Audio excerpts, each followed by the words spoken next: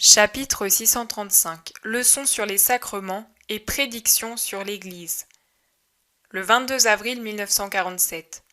Il se trouve sur une autre montagne encore plus boisée, non loin de Nazareth, à laquelle mène une route qui suit la base de la montagne. Jésus les fait asseoir en cercle. Les plus proches sont les apôtres, et derrière eux les disciples, ceux des 72 qui ne sont pas partis ici ou là, ainsi que Zacharie et Joseph. Marziam est à ses pieds en une position de faveur.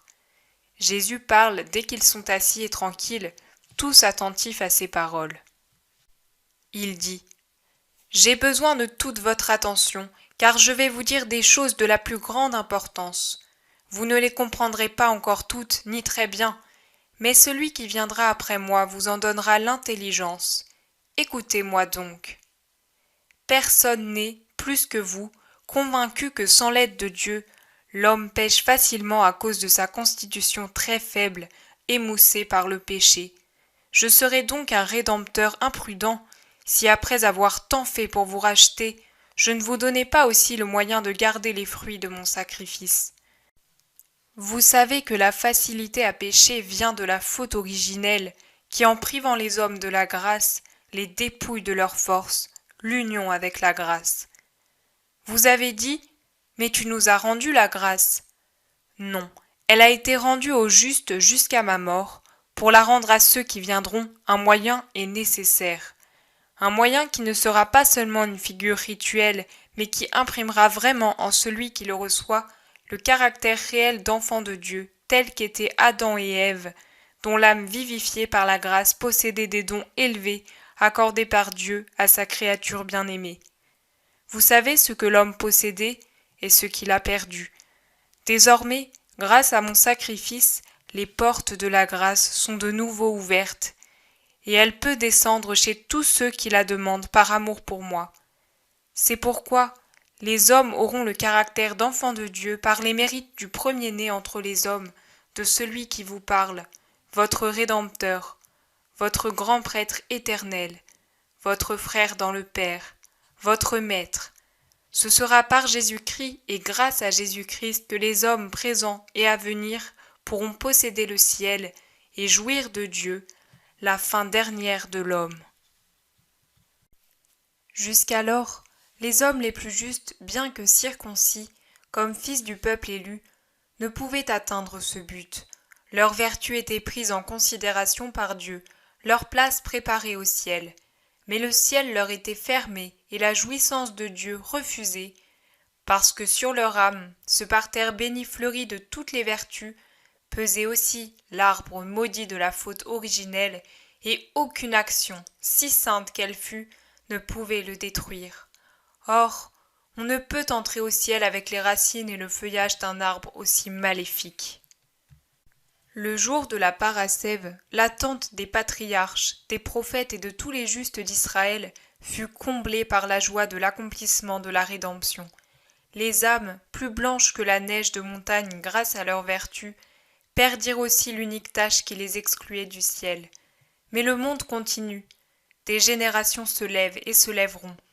Des peuples en multitude viendront au Christ. Le Christ peut-il mourir à chaque nouvelle génération pour la sauver, ou pour tout peuple qui vient à lui ? Non, le Christ est mort une seule fois, et il ne mourra jamais plus, éternellement. Alors ces générations, ces peuples, doivent-ils devenir sages grâce à ma parole, mais ne pas posséder le ciel ni jouir de Dieu, parce qu'ils seraient lésés par la faute originelle ?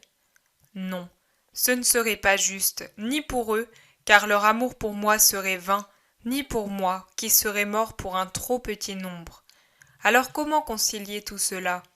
Quel nouveau miracle fera le Christ qui en a déjà tant fait, avant de quitter le monde pour le ciel, après avoir aimé les hommes jusqu'à vouloir mourir pour eux ? Il en a déjà fait un en vous laissant son corps et son sang comme nourriture fortifiante et sanctifiante, et pour vous rappeler son amour, en vous donnant l'ordre de renouveler ce que j'ai fait, à la fois en souvenir de moi et comme moyen de sanctification pour les disciples et leurs propres disciples jusqu'à la fin des siècles. Mais ce soir-là, alors que vous étiez déjà purifiés extérieurement, vous rappelez-vous ce que j'ai fait ? J'ai passé une serviette à ma ceinture et je vous ai lavé les pieds. Et à l'un de vous qui se scandalisait de ce geste trop humiliant, j'ai répondu « Si je ne te lave pas, tu n'auras pas de part avec moi. » Vous n'avez pas compris le sens de cette parole, ni de quelle parole je parlais, ni ce que symbolisait mon geste. Le moment est venu de vous l'expliquer. Je vous ai enseigné l'humilité et la nécessité d'être pur pour arriver à faire partie de mon royaume. Je vous ai fait observer que Dieu, dans sa bienveillance, exige uniquement d'un homme juste, donc à l'esprit et à l'intelligence pure, un dernier bain pour la partie qui forcément se salit le plus facilement, même chez les justes, à cause de la poussière que la nécessité de vivre parmi les hommes dépose sur les membres propres, sur le corps. Mais je vous ai enseigné autre chose. Je vous ai lavé les pieds, la partie la plus basse du corps, qui marche dans la boue et la poussière, parfois dans les immondices pour signifier la chair, la partie matérielle de l'homme qui a toujours, sauf chez ceux qui n'ont pas la faute originelle, soit par l'œuvre de Dieu, soit par nature divine, des imperfections parfois minimes au point que Dieu seul les voit. Il convient néanmoins de les surveiller pour éviter qu'elles ne se renforcent et deviennent des habitudes naturelles, et il faut lutter pour les extirper. Je vous ai donc lavé les pieds. Quand? Avant de rompre le pain et le vin, et de les transubstancier en mon corps et en mon sang, car je suis l'agneau de Dieu, et je ne puis descendre là où Satan a marqué son empreinte. Je vous ai donc lavé d'abord, puis je me suis donné à vous. Vous aussi, vous laverez par le baptême ceux qui viendront à moi, afin qu'ils ne reçoivent pas indignement mon corps, et qu'il ne se change pas pour eux en une redoutable condamnation à mort. Vous êtes effrayés, vous vous regardez, par vos regards vous demandez, et Judas alors? Je vous réponds, Judas a mangé sa mort. Le suprême acte d'amour n'a pas touché son cœur. La dernière tentative de son maître s'est heurtée à la pierre de son cœur, et cette pierre, au lieu du tau, portait gravé l'horrible sigle de Satan, le signe de la bête. Je vous ai donc lavé avant de vous admettre au banquet eucharistique, avant d'entendre la confession de vos péchés, avant de vous infuser l'Esprit Saint, et par conséquent le caractère de vrai chrétien confirmé dans la grâce et de prêtre. Agissez de cette manière avec les autres que vous devez préparer à la vie chrétienne. Baptisez avec de l'eau au nom du Dieu un et trine, et en mon nom, ainsi qu'en raison de mes mérites infinis, pour que la faute originelle soit effacée dans les cœurs, les péchés remis, la grâce et les saintes vertus infusées, et que l'Esprit Saint puisse descendre faire sa demeure dans les temples consacrés que seront les corps des hommes vivants dans la grâce du Seigneur. L'eau était-elle nécessaire pour effacer le péché? L'eau ne touche pas l'âme, certes, mais un signe immatériel ne touche pas la vue de l'homme, si matériel dans toutes ses actions. Je pouvais bien infuser la vie, même sans moyens visibles, mais qui l'aurait cru? Combien d'hommes arrivent à croire fermement sans voir? Prenez donc à l'antique loi mosaïque l'eau lustrale qui servait à purifier les personnes impures ou contaminées par un cadavre. Cela fait, elle pouvait revenir dans les campements. En vérité, tout homme est contaminé dès sa naissance, car il est en contact avec une âme morte à la grâce. Qu'elle soit donc purifiée de ce contact impur par l'eau lustrale et rendue digne d'entrer dans le temple éternel. Que l'eau vous soit chère, après avoir expié et racheté par 33 années de vie fatigante, couronnée par la passion, après avoir donné tout mon sang pour les péchés des hommes, c'est du corps saigné et consumé du martyr que furent tirées les eaux salutaires pour laver la faute originelle. C'est par la consommation de ce sacrifice que je vous ai racheté de cette tâche. Si au seuil de la vie, un miracle divin de ma part m'avait fait descendre de la croix, je vous dis en vérité que grâce à mon sang répandu, j'aurais purifié les fautes, mais non pas la faute. Pour elle, il était nécessaire que mon sacrifice soit totalement consumé. En vérité, les eaux salutaires dont parle Ézéchiel ont jailli de mon côté. Plongez-y les âmes, afin qu'elles en sortent immaculées pour recevoir l'Esprit Saint, qui en mémoire du souffle du Créateur sur Adam, pour lui donner l'esprit, et par conséquent son image et ressemblance, reviendra souffler et habiter dans le cœur des hommes rachetés. Baptisé de mon baptême, mais au nom du Dieu Trine, car en vérité, si le Père n'avait pas voulu et l'Esprit Saint opéré, le Verbe ne se serait pas incarné, et vous n'auriez pas eu la rédemption. Il s'ensuit qu'il est juste, c'est même un devoir, que tout homme reçoive la vie au nom de ceux qui se sont unis dans une même volonté de la donner, en y nommant le Père, le Fils et l'Esprit Saint, dans l'acte du baptême. Celui-ci prendra de moi le nom de chrétien, pour le distinguer des autres passés ou futurs qui seront des rites, mais non pas des signes indélébiles sur la partie immortelle. Prenez le pain et le vin comme je l'ai fait, bénissez-les en mon nom, partagez-les et distribuez-les, et que les chrétiens se nourrissent de moi. Faites aussi également du pain et du vin une offrande au Père des cieux, puis consommez-la en souvenir du sacrifice que j'ai offert et consommé sur la croix pour votre salut. Moi qui suis prêtre et victime, je me suis offert et consumé moi-même, personne ne pouvant le faire au cas où je ne l'aurais pas voulu. Vous, mes prêtres, faites ceci en mémoire de moi, pour que les trésors infinis de mon sacrifice s'élèvent en supplication vers Dieu et descendent exaucés sur tous ceux qui y font appel avec une foi ferme. J'ai parlé d'une foi ferme. Il n'est pas nécessaire d'être bien savant pour profiter de la nourriture eucharistique et du sacrifice eucharistique, mais d'avoir la foi. Il s'agit de croire que dans ce pain et dans ce vin consacrés en mon nom, par quelqu'un d'autorisé par moi et par ceux qui viendront après moi, vous, c'est-à-dire Pierre, le nouveau grand prêtre de l'Église nouvelle, Jacques, fils d'Alphée, Jean, André, Simon, Philippe, Barthélemy, Thomas, Jude, Matthieu et Jacques, fils de Zébédée, c'est mon vrai corps, mon vrai sang, et que celui qui s'en nourrit me reçoit en chair, sang, âme et divinité, et que l'officiant offre réellement Jésus-Christ comme lui s'est offert pour les péchés du monde. Un enfant ou un ignorant peut me recevoir, aussi bien qu'un homme cultivé et un adulte. L'enfant comme l'ignorant retireront les mêmes bienfaits du sacrifice offert que n'importe lequel d'entre vous. Il suffit qu'il y ait en eux la foi et la grâce du Seigneur. Mais vous allez recevoir un nouveau baptême, celui de l'Esprit Saint. Je vous l'ai promis et il vous sera donné. L'Esprit Saint lui-même descendra sur vous. Je vous dirai quand, et vous serez remplis de lui avec la plénitude des dons sacerdotaux. Vous pourrez par conséquent, comme je l'ai fait avec vous, infuser l'Esprit dont vous serez remplis pour confirmer les chrétiens dans la grâce et leur infuser les dons du Paraclet. Que ce sacrement royal, de peu inférieur au sacerdoce, et la solennité des consécrations mosaïques, par l'imposition des mains et l'onction avec l'huile parfumée, employée autrefois pour consacrer les prêtres. Non, ne vous regardez pas avec cet air d'effroi. Je ne dis rien de sacrilège. Je ne vous enseigne pas un acte sacrilège. La dignité du chrétien est telle, je le répète, qu'elle est de peu inférieure à un sacerdoce.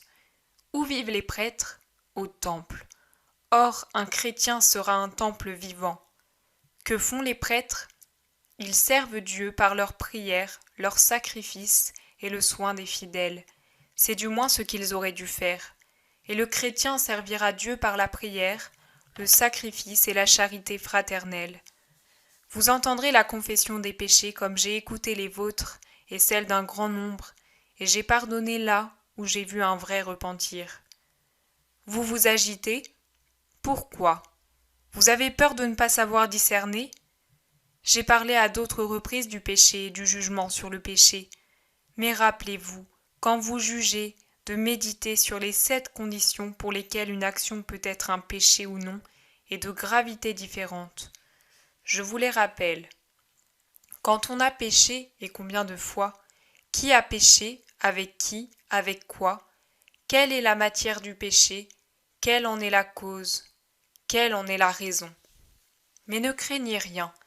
L'Esprit Saint vous aidera. Ce à quoi je vous appelle de tout mon cœur, c'est à une vie sainte. Elle augmentera tellement en vous les lumières surnaturelles que vous arriverez à lire sans erreur dans le cœur des hommes.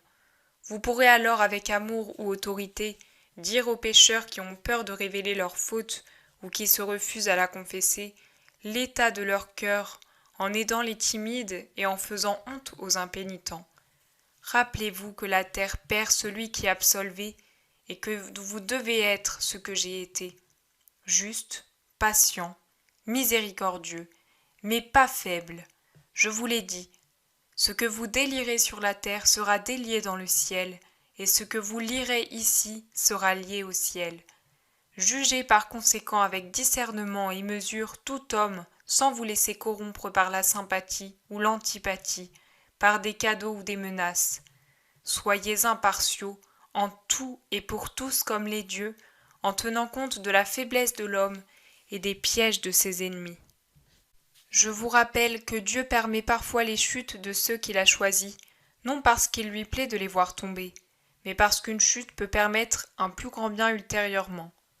Tendez donc la main à celui qui tombe, car vous ne savez pas si cette chute n'est pas la crise décisive d'un mal qui disparaît pour toujours, en laissant dans le sang une purification qui produit le salut, dans notre cas, qui produit la sainteté.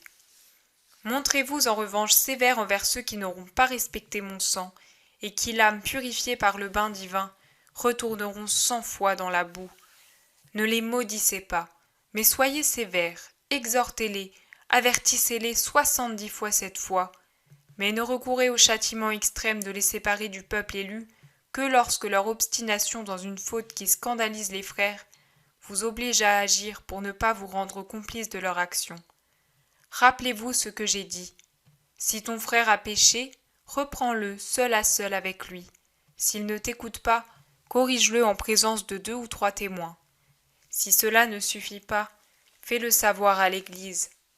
S'il ne t'écoute pas non plus, considère-le comme un païen et un publicain.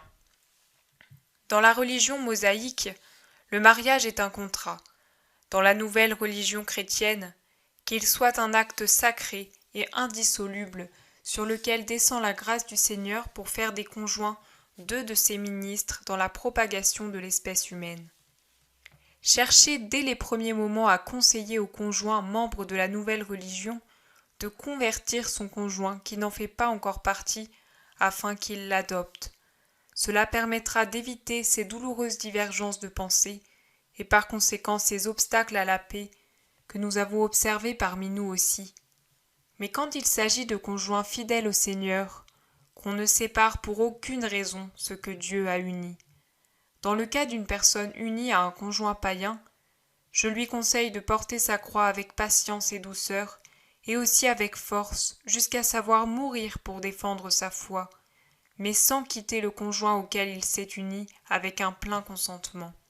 C'est mon conseil pour une vie plus parfaite dans l'état de mariage, jusqu'à ce qu'il soit possible, grâce à la diffusion du christianisme, de se marier entre fidèles, alors que le lien soit sacré et indissoluble, et l'amour saint.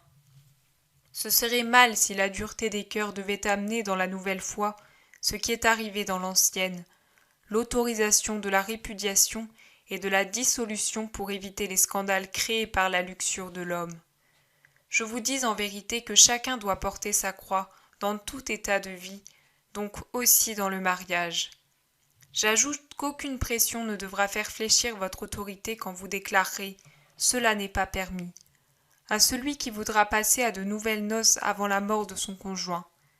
Je vous le dis, il vaut mieux qu'une partie en décomposition se détache, seule ou suivie par d'autres, plutôt qu'accorder, pour la retenir dans le corps de l'Église, des permissions contraires à la sainteté du mariage, en scandalisant les humbles et en leur faisant faire des réflexions défavorables à l'intégrité sacerdotale et sur la valeur de la richesse ou de la puissance. Le mariage est un acte grave et saint. Pour vous le montrer, j'ai pris part à des noces, et j'ai accompli mon premier miracle. Mais malheur s'il dégénère en luxure et en caprice. Le mariage, contrat naturel entre l'homme et la femme, doit dorénavant s'élever à un contrat spirituel par lequel les âmes de 2 personnes qui s'aiment jurent de servir le Seigneur dans leur amour réciproque, offert à Dieu pour obéir à son commandement de procréer, pour donner des enfants au Seigneur. Poursuivons. Jacques, Te souviens-tu de notre conversation sur le mont Carmel? Dès ce moment, je t'ai parlé de cela, mais les autres ne savent pas. Vous avez vu Marie-Madeleine oindre mes membres lors du repas du sabbat à Béthanie. Je vous ai dit alors, elle m'a préparé pour la sépulture. C'est la vérité. Non pour la sépulture, car elle croyait cette douleur encore éloignée, mais pour purifier et embaumer mes membres de toutes les impuretés de la route, afin que je monte sur le trône parfumé d'huile balsamique. La vie de l'homme est un chemin. Son entrée dans l'autre vie devrait être une entrée dans le royaume. Tout roi est oint et parfumé avant de monter sur son trône et d'apparaître devant tout son peuple. Le chrétien est lui aussi un fils de roi, qui fait route vers le royaume où le Père l'appelle. La mort du chrétien n'est que l'entrée dans le royaume pour monter sur le trône que le Père lui a préparé. Elle n'a rien d'effrayant pour l'homme qui se sait dans la grâce de Dieu. Mais au moment de monter sur le trône, il faut que son vêtement soit purifié de toute tache pour qu'il se garde beau pour la résurrection.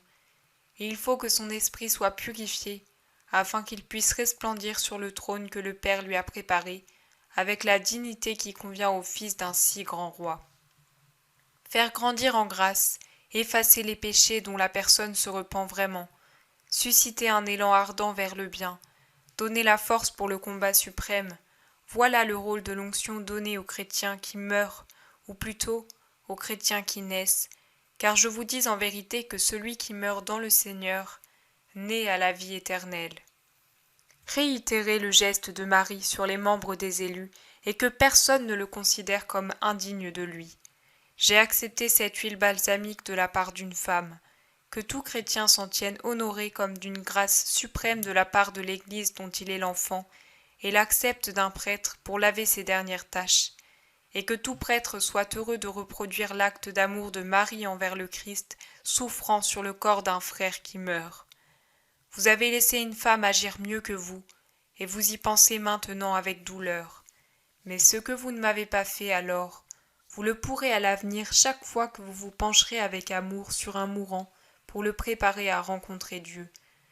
Je suis en tout mendiant, en tout mourant, pèlerin ou orphelin. Je suis dans les veuves, dans les prisonniers, en ceux qui ont faim, soif ou froid, en ceux qui sont affligés ou fatigués. Je suis dans tous les membres de mon corps mystique, qui est l'union de tous mes fidèles. Aimez-moi en eux, et vous réparerez vos si nombreux manques d'amour en me donnant beaucoup de joie et en acquérant une grande gloire. Considérez enfin que le monde, l'âge, les maladies, le temps, les persécutions conspirent contre vous. Ne soyez donc pas avares de ce que vous avez reçu, ni imprudents. Transmettez en mon nom le sacerdoce aux meilleurs disciples, afin que la terre ne reste pas sans prêtre, et que ce caractère sacré soit accordé après un examen approfondi, non pas verbal, mais des actes de l'homme qui demande à être prêtre, ou de celui que vous jugez capable de l'être. Réfléchissez sérieusement à ce qu'est un prêtre, au bien qu'il peut accomplir, au mal qu'il peut provoquer. Vous avez vu l'exemple de ce que je peux faire un sacerdoce déchu de son caractère sacré. En vérité, je vous dis qu'à cause des fautes du temple, cette nation sera dispersée. Mais je vous dis aussi en vérité que la terre sera pareillement détruite quand l'abomination de la désolation entrera dans le nouveau sacerdoce, en conduisant les hommes à l'apostasie pour embrasser les doctrines de l'enfer. Alors surgira le fils de Satan. Les peuples gémiront dans une terrible épouvante, un petit nombre restant fidèle au Seigneur. Alors pareillement, dans des convulsions horribles, viendra la fin, avec la victoire de Dieu et du petit nombre de ses élus, et la colère de Dieu s'abattra sur tous les maudits. Malheur, 3 fois malheur, si pour ce petit nombre il ne se trouvera pas de saints, les derniers pavillons du temple du Christ. Malheur, 3 fois malheur, si pour réconforter les derniers chrétiens, il n'y a plus de vrais prêtres comme il y en aura pour les premiers. En vérité, la dernière persécution sera horrible, car ce ne sera pas une persécution d'hommes, mais du fils de Satan et de ses partisans. Des prêtres, ceux de la dernière heure devront être plus que des prêtres, tant la persécution des hordes de l'Antéchrist sera féroce. Semblable à l'homme vêtu de lin de la vision d'Ézéchiel, assez saints pour rester aux côtés du Seigneur, ils devront inlassablement marquer par leur perfection un taux sur les âmes des rares fidèles pour que les flammes de l'enfer n'effacent pas ce signe. Des prêtres, des anges agitant l'encensoir chargé du parfum de leur vertu pour purifier l'air des miasmes de Satan. Des anges, plus que des anges, d'autres Christ, d'autres moi-même, pour que les fidèles des derniers temps puissent persévérer jusqu'à la fin. Voilà ce qu'ils devront être. Mais le bien et le mal à venir s'enracinent dans le présent. Les avalanches commencent par un flocon de neige. Un prêtre indigne, impur, hérétique, infidèle, incrédule, tiède ou froid, éteint, fade, luxurieux, fait 10 fois plus de mal qu'un fidèle coupable des mêmes péchés, et il entraîne un grand nombre de personnes au péché. Le relâchement dans le sacerdoce, l'accueil de doctrines impures, l'égoïsme, l'avidité, la concupiscence dans le sacerdoce, vous en connaissez l'issue, le déicide. Dans les siècles futurs, le Fils de Dieu ne pourra plus être tué, mais la foi en Dieu, l'idée de Dieu, oui. Ainsi s'accomplira un déicide encore plus irréparable, parce que sans résurrection. Oui, il pourra s'accomplir. Je vois. Il pourra s'accomplir à cause des trop nombreux Judas des siècles à venir. Horreur! Mon Église sortit de ses gonds par ses propres ministres. Moi, je la soutiendrai à l'aide des victimes, et eux, les prêtres qui en auront uniquement l'habit et non l'âme, aideront au bouillonnement des eaux agitées par le serpent infernal contre ta barque, Pierre. Debout, lève-toi, transmets cet ordre à tes successeurs. La main au timon, le fouet sur les naufragés qui ont voulu le désastre et tentent de faire couler la barque de Dieu. Frappe, mais sauve et avance. Sois sévère, car il est juste de frapper les brigands. Défends le trésor de la foi. Tiens haut la lumière comme un phare au-dessus des eaux démontées, pour que ceux qui suivent ta barque voient et ne périssent pas. Pasteur et timonier pour les temps redoutables, recueille, guide, soulève mon évangile, parce que le salut se trouve en lui, et non dans quelques autres sciences. Il viendra des temps où, comme pour nous, hommes d'Israël, mais encore plus profondément, le sacerdoce se prendra pour une classe élue sous prétexte qu'il connaît le superflu, alors qu'il ne connaîtra plus l'indispensable, ou seulement sous la forme morte sous laquelle les prêtres actuels connaissent la loi, dans son vêtement exagérément alourdi de franges, mais pas dans son esprit. Il viendra des temps où tous les livres se substitueront aux livres. L'usage qu'on en fera se réduira à la façon mécanique dont on emploie un objet habituel, qu'on est forcé d'utiliser, comme un paysan laboure, ensemence, récolte sans méditer sur la merveilleuse providence qu'est cette multiplication de semences, qui chaque année se renouvelle. Une semence jetée dans la terre que l'on a labourée devient tige, épi, puis farine et pain grâce au paternel amour de Dieu, qui en mettant dans sa bouche une bouchée de pain, élève son esprit vers celui qui a créé la première semence, et depuis des siècles a fait renaître et croître, en dosant les pluies et la chaleur pour qu'elle s'ouvre, se dresse et mûrisse sans pourrir ou sans brûler. De même, il viendra un temps où l'on enseignera l'Évangile scientifiquement bien, spirituellement mal. Or, qu'est la science si la sagesse fait défaut? C'est de la paille qui gonfle et qui ne nourrit pas. En vérité, je vous dis qu'un temps viendra où trop de prêtres seront semblables à des greniers à paille bien remplis, qui plastronneront d'orgueil comme s'ils s'étaient donné par leur propre mérite tous ces épis qui ont couronné la paille, ou comme si les épis se trouvaient encore à l'extrémité des brins de paille. Ils s'imagineront être tout, parce que, au lieu de la poignée de grains, cette vraie nourriture qu'est l'esprit de l'Évangile, ils auront ce monceau de paille. Mais la paille peut-elle suffire? Elle ne suffit pas même pour le ventre des bêtes de somme, et si leur maître ne fortifie pas les animaux avec de l'avoine et des herbes fraîches, ils dépérissent et finissent par mourir. Je vous dis pourtant qu'un temps viendra où les prêtres oublieront que peu d'épis m'ont suffi pour apprendre aux âmes la vérité. Ils oublieront ce qu'a coûté à leur Seigneur ce vrai pain de l'esprit, tiré tout entier et seulement de la sagesse divine, dit par la divine parole. D'une forme doctrinale digne, il se répète inlassablement, pour que ne se perdent pas les vérités d'une foi proclamée. Il est humble, sans oripeaux de science humaine, sans explications supplémentaires, historiques et géographiques. Mais il viendra un temps où ces prêtres ne se soucieront pas de son âme, mais du vêtement pour le couvrir, afin de montrer aux foules l'étendue de leur connaissance, de sorte que l'esprit de l'Évangile se perdra sous ces avalanches de sciences humaines. Et s'ils ne le possèdent pas, comment pourront-ils le transmettre? Que donneront aux fidèles ces greniers à paille peu donnants? De la paille. Quelle nourriture en tireront les âmes des fidèles? Autant qu'il en faut pour traîner une vie languissante. Quels fruits mûriront de cet enseignement et de la connaissance imparfaite de l'Évangile? Un refroidissement des cœurs, une substitution des doctrines hérétiques, d'enseignements et d'idées encore plus qu'hérétiques, à l'unique véritable doctrine qui prépareront le terrain à la bête pour son règne éphémère de gel, de ténèbres et d'horreur. En vérité, je vous dis que comme le Père et Créateur multiplie les étoiles pour que le ciel ne se dépeuple pas à cause de celles qui périssent une fois leur vie terminée, je devrais évangéliser 1000 fois des disciples que je disséminerai parmi les hommes au cours des siècles.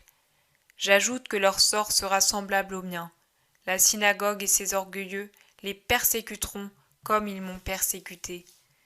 Mais aussi bien eux que moi, nous tenons notre récompense, faire la volonté de Dieu et le servir jusqu'à la mort de la croix, pour que sa gloire resplendisse et que sa connaissance ne périsse pas. Mais toi qui es pontife, et vous autres les pasteurs, veillez sur vous et sur vos successeurs, afin que ne se perde pas l'esprit de l'Évangile. Priez inlassablement l'Esprit Saint, pour qu'en vous se renouvelle une continuelle Pentecôte.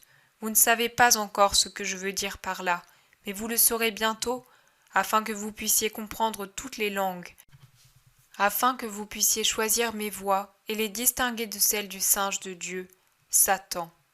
Et ne laissez pas tomber dans le vide mes voies futures. Chacune d'elles est une miséricorde de ma part pour vous venir en aide, et elles seront d'autant plus nombreuses que pour des raisons divines, je verrai que le christianisme a besoin d'elles pour surmonter les bourrasques des temps. Tu es berger et timonier, Pierre. Berger et timonier. Il ne te suffira pas un jour d'être berger si tu n'es pas marin, et d'être marin si tu n'es pas berger. Tu devras être l'un et l'autre pour garder dans l'unité les agneaux que des tentacules infernaux et des griffes féroces chercheront à arracher, ou séduiront par des musiques mensongères de promesses impossibles. Il te faudra aussi faire avancer la barque soumise à tous les vents du septentrion, du midi, de l'orient et de l'occident, fouettée et battue par les forces des profondeurs, atteinte par les flèches des archers de la bête, brûlée par la laine du dragon, et balayée sur ses bords par sa queue, de sorte que les imprudents seront brûlés et périront en tombant dans l'eau bouleversés. Berger et timonier à des temps redoutables. Ta boussole, c'est l'Évangile. En lui se trouve la vie et le salut. Tout y est dit. Il s'y trouve tous les articles du Code saint et la réponse pour les cas multiples des âmes. Fais en sorte que les prêtres et les fidèles ne s'en écartent pas. Fais en sorte qu'il ne naisse pas de doute sur lui, qu'on ne l'altère pas, qu'on ne le change pas, qu'on ne le falsifie pas. L'Évangile, c'est moi-même, de ma naissance à ma mort. Dans l'Évangile se trouve Dieu, car en lui se manifestent les œuvres du Père, du Fils et de l'Esprit Saint. L'Évangile est mon amour. J'ai dit, ma parole est vie. J'ai dit, Dieu est charité. Que les peuples connaissent donc ma parole, et qu'ils aient en eux l'amour, c'est-à-dire Dieu, pour obtenir le royaume de Dieu. Car celui qui n'est pas en Dieu n'a pas en lui la vie. Car ceux qui n'accueilleront pas la parole du Père ne pourront pas ne faire qu'un avec le Père, avec moi et avec l'Esprit Saint au ciel, et ils ne pourront appartenir au seul bercail, qui est saint comme je le veux. ce ne seront pas des sarments unis à la vigne, car celui qui repousse en tout ou en partie ma parole est un membre dans lequel ne circule plus la sève de la vie. Ma parole est un suc qui nourrit, qui fait grandir et porter des fruits. Vous ferez tout cela en mémoire de moi, qui vous l'ai enseigné. J'aurai encore beaucoup à vous dire. J'ai seulement jeté la semence. L'Esprit Saint la fera germer en vous. Mais j'ai tenu à semer moi-même, car je connais vos cœurs, et je sais comment la peur vous ferait hésiter devant des commandements spirituels, immatériels. La crainte d'être dupé paralyserait en vous toute volonté. C'est pour cela que je vous ai parlé le premier de toutes ces vérités. Plus tard, le Paraclet vous rappellera mes paroles, et il les développera en détail. Vous ne craindrez pas, car vous vous souviendrez que la première semence, c'est moi qui vous l'ai donnée. Laissez-vous conduire par l'Esprit Saint.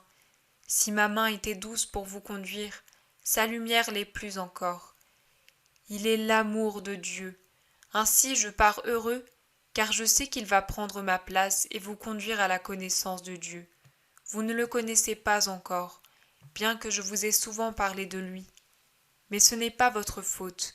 Vous avez tout fait pour me comprendre, même si pendant 3 années vous y êtes peu parvenu.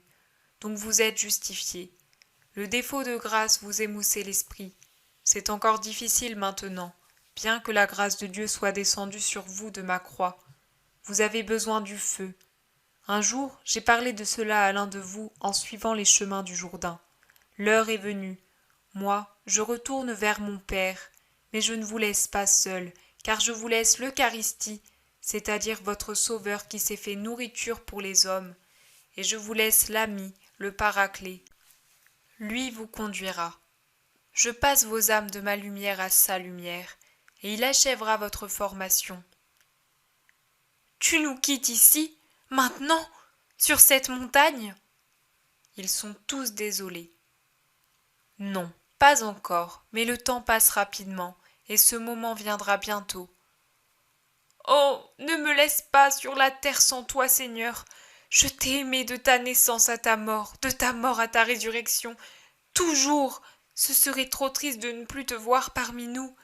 Tu as écouté la prière du Père d'Élysée. Tu as exaucé tant de monde. Écoute la mienne, Seigneur, supplie Isaac à genoux, les mains tendues. La vie que tu pourrais encore avoir serait de me prêcher, peut-être d'obtenir la gloire du martyr. Tu as su être martyr par amour pour moi quand j'étais enfant, et tu redoutes de l'être maintenant que je suis glorieux ? Ma gloire serait de te suivre, Seigneur. Je suis pauvre et sot. Tout ce que je pouvais donner, je l'ai donné avec plaisir. Maintenant, voici ce que je souhaite, te suivre, qu'il en soit cependant comme tu veux, maintenant et toujours.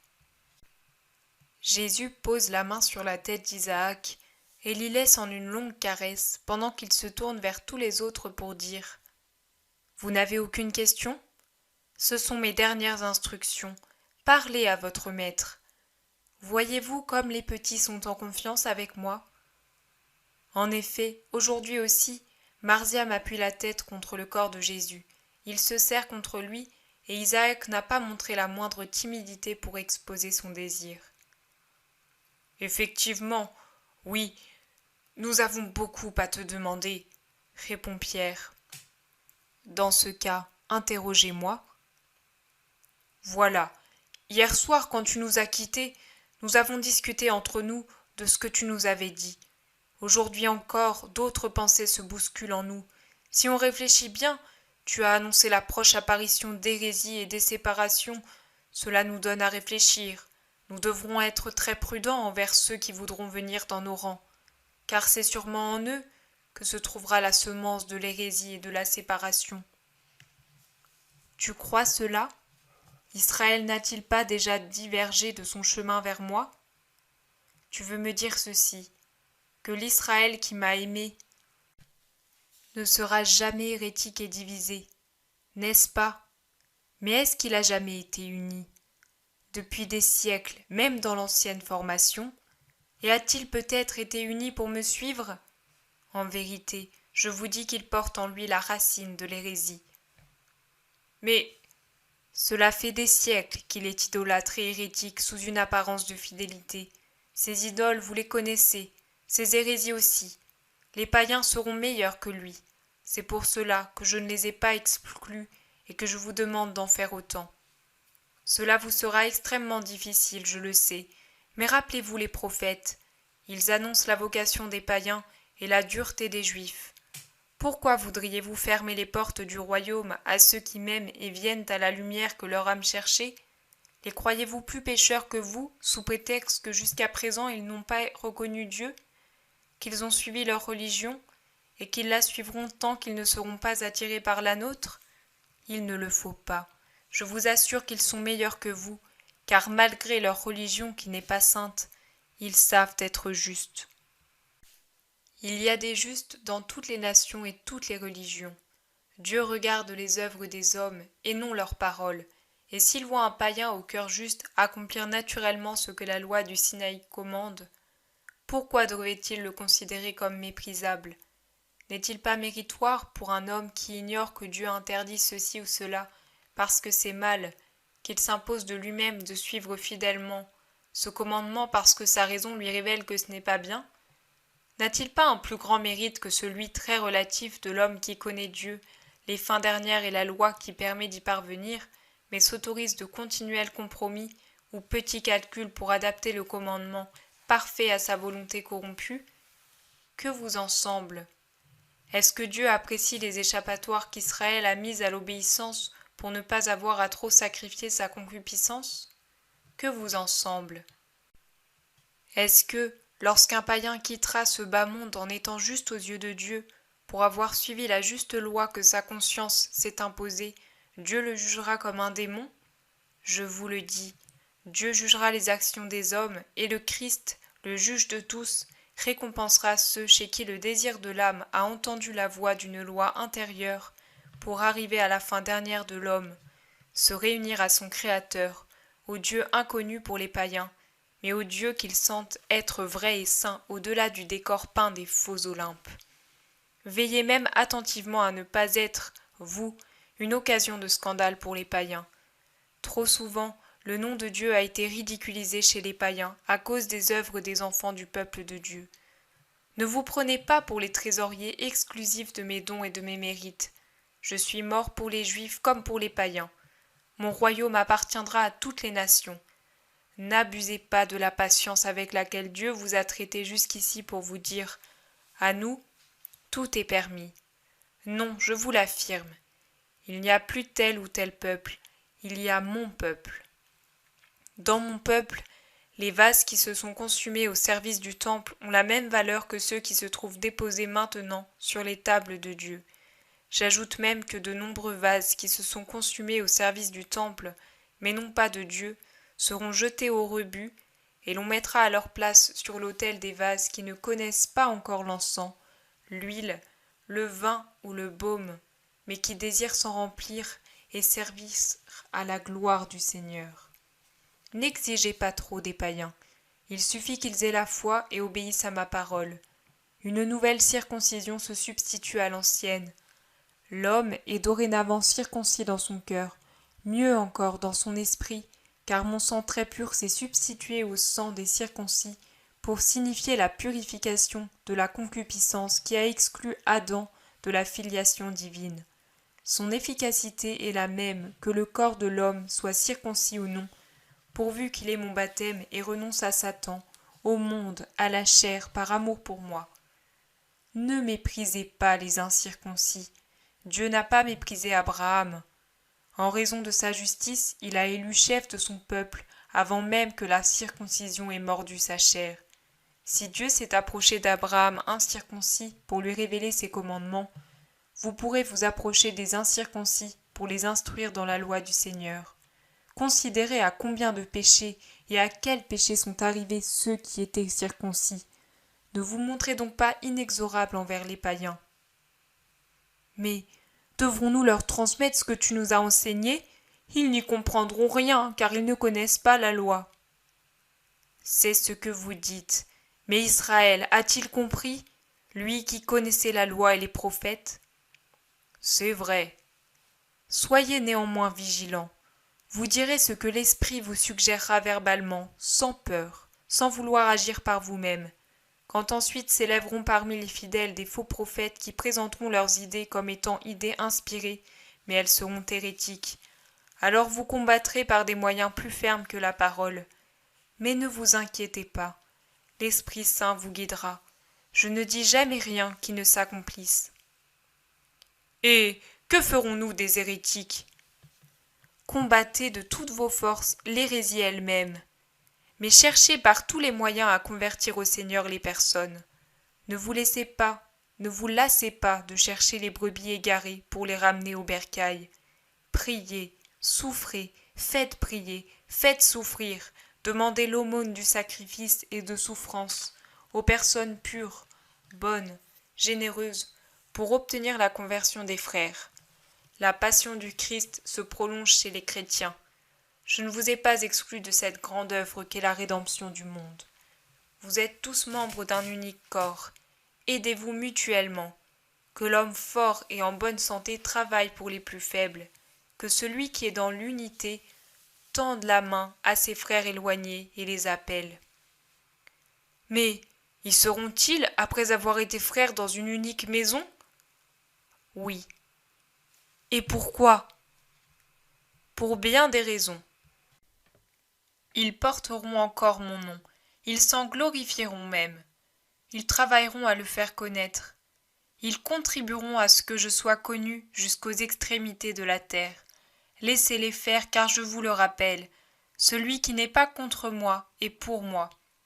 Mais le travail de ces pauvres enfants sera toujours partiel, leur mérite toujours imparfait. Ils ne pourront être en moi s'ils sont séparés de la vigne. Leurs œuvres seront toujours incomplètes. Que vous-même et ceux qui prendront votre suite aillent toujours les rejoindre là où ils se trouvent. Ne dites pas comme des pharisiens « Je n'y vais pas pour ne pas me contaminer » ou comme des paresseux « Je n'y vais pas puisqu'il y a déjà quelqu'un qui prêche le Seigneur » ou par poltronnerie « Je n'y vais pas pour éviter qu'il me chasse ». Allez, je vous le dis, allez dans toutes les nations jusqu'aux confins du monde, pour que soit connue ma doctrine tout entière et mon unique Église, et pour que les âmes aient la possibilité d'en faire partie. Devrons-nous raconter ou écrire toutes tes actions? Je vous l'ai dit, l'Esprit Saint vous conseillera sur ce qu'il est bien de dire ou de taire selon les circonstances. Vous le voyez, on croit ou on nie ce que j'ai accompli. Parfois, même des gens qui me haïssent s'en font une arme contre moi. On m'a appelé Belzébuth, quand comme maître et devant tout le monde, j'ai fait des miracles. Que diront-ils maintenant? Quand ils sauront que j'ai agi si surnaturellement, ils me blasphémeront davantage encore, et vous serez persécutés dès le début. Taisez-vous donc jusqu'à ce que vienne l'heure de parler. Mais si cette heure arrivait quand nous, les témoins, nous serons morts. Dans mon Église, il y aura toujours des prêtres, des docteurs, des prophètes, des exorcistes, des confesseurs, des gens qui feront des miracles, qui seront inspirés, autant qu'il lui en faudra pour que les gens reçoivent d'elle ce qui est nécessaire. Le ciel, l'Église triomphante, ne laissera pas seule l'Église enseignante, et celle-ci viendra au secours de l'Église militante. Il n'y a pas trois corps, mais un seul. Il n'y a pas de séparation entre elles, mais communion d'amour et de faim, aimer la charité, jouir d'elle au ciel qui est son royaume. C'est pour cela que l'Église militante devra avec amour intercéder pour l'Église destinée à être triomphante, mais qui en est encore exclue à cause de l'expiation satisfactoire des manquements absoumes, mais pas encore entièrement payée devant la parfaite justice divine. Tout, dans le corps mystique, doit se faire dans l'amour et par l'amour. Car l'amour est le sang qui circule en lui. Venez donc au secours des frères qui purgent leurs peines.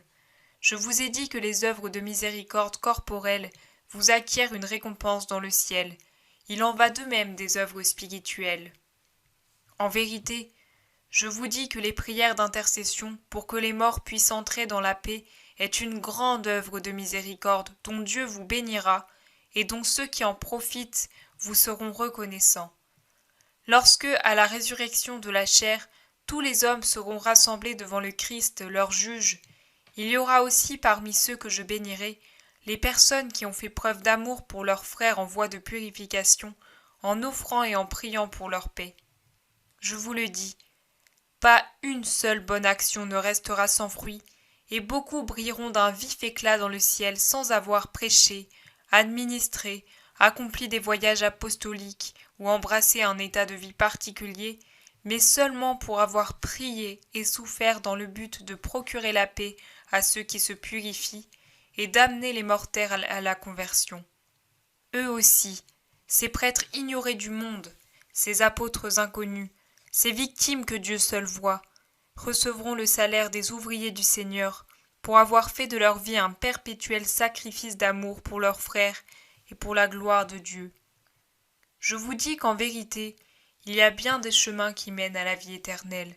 Celui-ci est particulièrement cher à mon cœur. Avez-vous d'autres questions à me poser ? Parlez. Seigneur, hier, et pas seulement hier, nous réfléchissions à ta parole. Vous siégerez sur 12 trônes pour juger les 12 tribus d'Israël. Mais désormais nous sommes 11. Choisissez le 12e. Cela te revient, Pierre. À moi ? Non pas à moi, Seigneur. Désigne-le toi-même. J'ai choisi mes 12 apôtres une fois et je les ai formés. Puis j'ai choisi leur chef. Plus tard, je leur ai donné la grâce et leur ai infusé l'Esprit Saint. Il leur appartient maintenant de marcher tout seuls, car ce ne sont plus des nourrissons incapables de le faire. Mais dis-nous au moins où nous devons porter nos regards. Voilà la partie élue du troupeau, répond Jésus en faisant un vaste geste circulaire au-dessus des disciples. La partie des 72 disciples restés sur place. Non, Seigneur, pas nous. La place du traître nous fait peur, supplie-t-il. Alors, prenons Lazare. Est-ce ta volonté, Seigneur ? Jésus se tait. Joseph d'Arimathie, Nicodème. Jésus se tait. Mais oui, prenons Lazare. C'est à l'ami parfait que vous pensez donner cette place dont vous ne voulez pas ? Demande Jésus. Seigneur, je voudrais te dire un mot, intervient Simon le Zélote. Parle. Je suis sûr que par amour pour toi, Lazare accepterait cette place. Il la tiendrait d'une façon si parfaite qu'il ferait oublier à qui elle était. Mais il ne me semble pas convenable de le faire pour d'autres raisons. Les vertus spirituelles de Lazare existent chez beaucoup d'hommes humbles de ton troupeau, et je pense qu'il vaudrait mieux de leur donner la préférence pour que les fidèles ne disent pas que l'on a cherché le pouvoir et la richesse, comme le font les pharisiens, et non la seule vertu. Tu as bien parlé, Simon, et avec justice, sans te laisser influencer par ton amitié pour Lazare. Alors, faisons de Marziam ton 12e apôtre, c'est un enfant. Moi, pour effacer ce vide horrible, j'accepterai, mais je n'en suis pas digne. Comment pourrais-je parler à des adultes, moi qui suis un enfant ? Seigneur, tu dois dire si j'ai raison. Tu as raison, mais ne vous hâtez pas, l'heure viendra et vous serez étonnés alors d'avoir tous la même pensée. Priez en attendant. Moi, je m'en vais. Retirez-vous pour prier. Pour le moment, je vous congédie. Arrangez-vous pour être tous à Béthanie le 14e jour de Ziv. Il se lève, tandis que tous s'agenouillent, prosternés, le visage dans l'herbe. Il les bénit et la lumière, sa servante qui annonce et précède son arrivée, comme elle l'accueille à son départ, l'étreint et le cache en l'absorbant une fois encore.